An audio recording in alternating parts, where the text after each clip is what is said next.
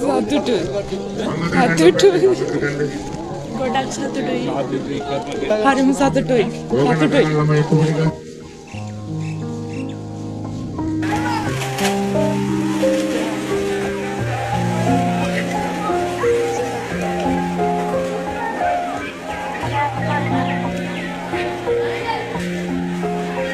ඔබ මෙතෙන්ට ආවේ පොත් නැතුව, පෑන් නැතුව, පැන්සල් නැතුව, බෑග් නැතුව නෙවෙයි. ඒක ඔක්කොම තිබුණා ඔබට.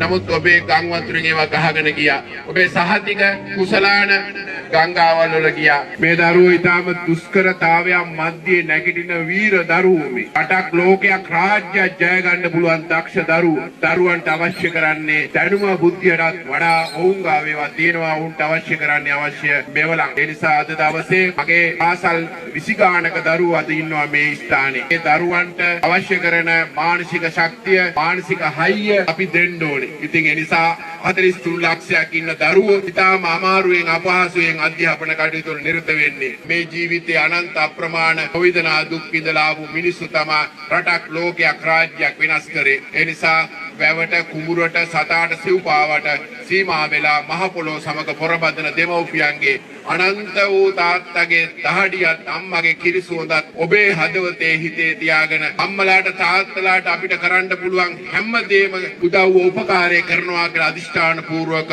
ඔබ ශිල්පය හදාරන්න ඔබේ ජීවිතය ජය ගන්නට පුළුවන්කම ලැබෙනවා.